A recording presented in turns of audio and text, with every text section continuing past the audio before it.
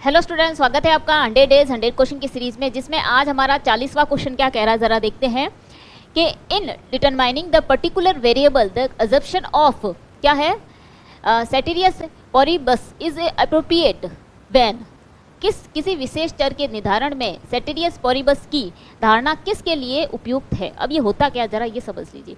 इसका मतलब होता है कि किसी भी अगर पर्टिकुलर वेरिएबल, अगर कई चेंजेस हो रहे हैं चीज़ों के अंदर, ठीक है, तो वहाँ पे ये टर्म है। इस टर्म का मतलब होता है आपके कि जो बाकी जो चीज़ें होगी, जो भी उसमें होगी, वो क्या रहेगी, कांस्टेंट रहेगी।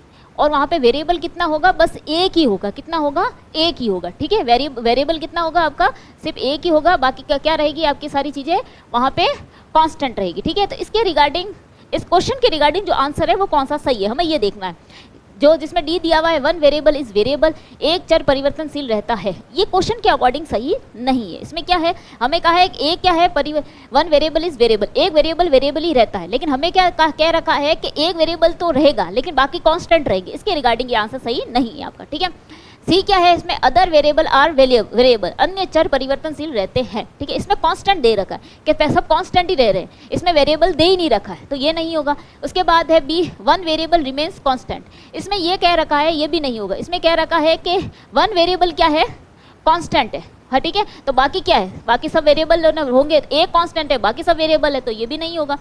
ए क्या है आपका, देख लेते हैं, अदर वेरिएबल्स रिमेन कांस्टेंट, ये आपका सही होगा क्वेश्चन के अकॉर्डिंग, क्योंकि हमें यही दे रखा है कि एक चीज वेरिएबल रहनी चाहिए, बाकी सब क्या रहने चाहिए, कांस्टेंट रहनी चाहिए। तो क्वेश्चन के अकॉर्डिंग आपका आंसर होगा ए, ठीक है। चलिए अगला क्वेश्चन है आपके लिए, क्या दिया हुआ है, बैंकों को केंद्रीय बैंक के पास तरल रूप में कुछ रिजर्व रखने की आवश्यकता होती है, उन्हें क्या कहा जाता है, ठीक है।